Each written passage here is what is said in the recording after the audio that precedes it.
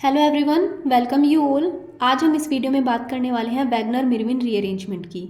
Generally जब भी हमने अभी तक नेम रिएक्शन डिस्कस की है तो हमने क्या किया है, सबसे पहले हम उसकी आउटलाइन देखते हैं ताकि हमें पता चल सके कि इस रिएक्शन के अंदर कौन सा रिएजेंट काम आ रहा है या फिर कौन कौन सा रिएक्टेंट काम कर रहा है, जिसके बाद में हमें किस तरीके का प्रोडक्ट मिलेगा। तो हम उसको एक जनरल आउटलाइन से शो करते हैं, लेकिन इस रीअरेंजमेंट के अंदर हम ऐसा नहीं कर सकते क्योंकि वैगनर मिर्विन रीअरेंजमेंट है वो एक क्लास है कार्बोकेटाइन के 1-2 रीअरेंजमेंट की, जिसके अंदर क्या होता है, जिसके अंदर हाइड्रोजन या एल्किल ग्रुप या फिर एरिल ग्रुप का माइग्रेशन होता है एक कार्बन से दूसरे कार्बन पर।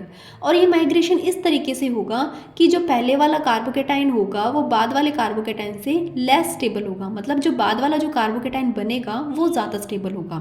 तो कार्बोकेटाइन की इस तरीके की रीअरेंजमेंट को हम बोलते हैं वैगनर मिर्विन रीअरेंजमेंट। तो यहाँ पर 2-3 बातें क्या याद रखने वाली है, वो ये कि यहाँ पर होता है कार्बोकेटाइन 1-2 रीअरेंजमेंट और माइग्रेशन होगा हाइड्रोजन का, एल्किल ग्रुप का या एरिल ग्रुप का। और उसके बाद में माइग्रेशन होगा primary to secondary, secondary to tertiary, मतलब जहाँ प्राइमरी कार्बोकेटाइन बनेगा अगर वहाँ पे पॉसिबिलिटी है कि वो सेकेंडरी कार्बोकेटाइन का फॉर्मेशन कर सके तो वहाँ पर क्या होगा, जो कार्बोकेटाइन का शिफ्ट हो जाएगा और वो सेकेंडरी वाले में चेंज हो जाएगा। इसी तरीके से अगर सेकेंडरी वाले को पॉसिबिलिटी दिख रही है कि वहाँ पर टर्शरी कार्बोकेटाइन का फॉर्मेशन होगा तो वो क्या करेगा, सेकेंडरी से माइग्रेट होकर टर्शरी के अंदर चेंज हो जाएगा। तो इस तरीके से होता है वैगनर मिर्विन रीअरेंजमेंट। अब यहाँ पर एक चीज़ और ध्यान देने वाली है कि अगर पहले से ही वहाँ पर कोई ऐसा ग्रुप प्रेजेंट है जो ऑलरेडी उस कार्बोकेटाइन को स्टेबलाइज कर रहा है, जैसे कि फेनिल ग्रुप, तो वहाँ पर क्या होगा, कार्बोकेटाइन का रीअरेंजमेंट नहीं होगा कि ऑलरेडी वो पहले से ही अगर स्टेबल है तो वो अपना रीअरेंजमेंट शो नहीं करेगा। ठीक है, तो हमने देखा था कि वैगनर मिर्विन रीअरेंजमेंट क्या है, कार्बोकेटाइन का रीअरेंजमेंट है।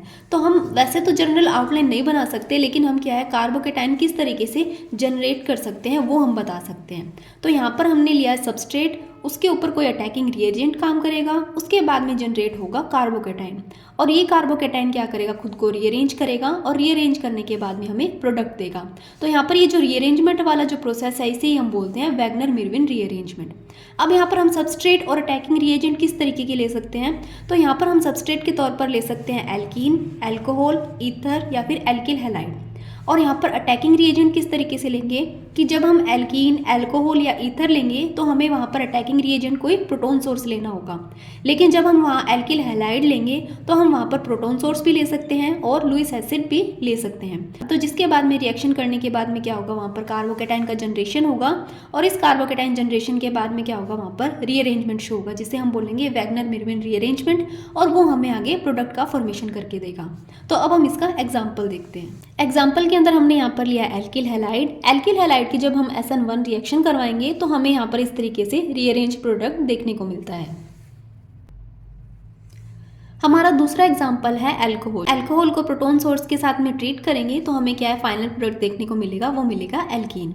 अब हम इसी रिएक्शन का मैकेनिज्म समझ लेते हैं, क्योंकि मैकेनिज्म सभी के अंदर सेम होगा तो इसलिए हम इसी रिएक्शन का मैकेनिज्म समझ लेते हैं ताकि हमारे लिए ईजी हो ये समझना कि हमने इस रिएक्टेंट से ये वाला प्रोडक्ट का फॉर्मेशन किस तरीके से किया है बाय वैगनर मिर्विन रीअरेंजमेंट। तो सबसे पहले हम लेते हैं यहाँ पर अल्कोहल। अल्कोहल को हमने क्या किया, यहाँ पर प्रोटॉन के साथ में ट्रीट किया है। अब ये प्रोटॉन क्या करेगा, इस OH पर जाकर अटैक कर लेगा।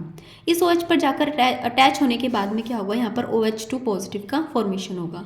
अब यहाँ पर जो ऑक्सीजन के ऊपर पॉजिटिव चार्ज है इसको न्यूट्रलाइज करने के लिए ये बॉन्ड इधर शिफ्ट हो जाएगा। जैसे ही इधर बॉन्ड शिफ्ट होगा यहाँ पर क्या होगा, कार्बोकेटाइन का फॉर्मेशन हो जाएगा। अब यहाँ पर कार्बोकेटाइन का फॉर्मेशन होने के बाद में क्या होगा, 1-2 एल्किल शिफ्ट शो होगी, क्योंकि जो पहले कार्बोकेटाइन बना था वो 2 डिग्री कार्बोकेटाइन था, यानी सेकेंडरी कार्बोकेटाइन था। लेकिन अगर ये कार्बोकेटाइन यहाँ पर शिफ्ट हो जाए तो ये टर्शरी कार्बोकेटाइन के अंदर चेंज हो जाएगा, मतलब 3 डिग्री कार्बोकेटाइन का फॉर्मेशन हो जाएगा। और हमें पता है कि जो 3 डिग्री कार्बोकेटाइन होता है वो 2 डिग्री कार्बोकेटाइन से ज़्यादा स्टेबल होता है, इसलिए यहाँ पर क्या हुआ, यहाँ पर 1-2 एल्किल शिफ्ट शो होगी, जिसके बाद में हमें इस तरीके की स्ट्रक्चर देखने को मिलेगी। अब यहाँ पर क्या होगा, इस पॉजिटिव चार्ज को न्यूट्रलाइज करने के लिए ये जो कार्बन के साथ में प्रोटॉन लगाया है ये अपने इलेक्ट्रॉन को डोनेट कर देगा, जिसकी वजह से इस कार्बन पर आ जाएगा नेगेटिव चार्ज, और ये नेगेटिव और पॉजिटिव दोनों मिलाकर क्या करेंगे, बॉन्ड का फॉर्मेशन कर लेंगे और हमारे पास फाइनल प्रोडक्ट आएगा एल्कीन।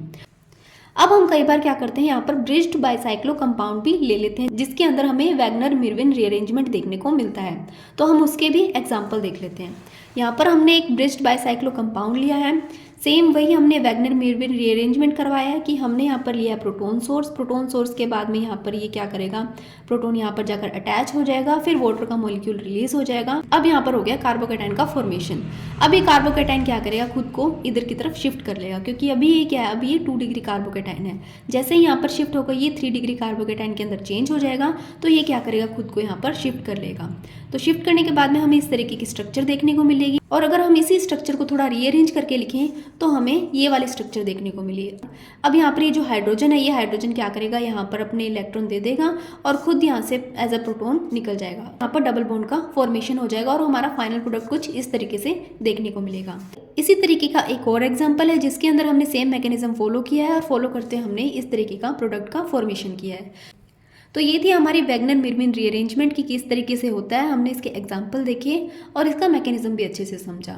तो आई होप आपको वीडियो अच्छा लगा होगा। अगर वीडियो अच्छा लगा तो please like share and subscribe कीजिए। Thank you.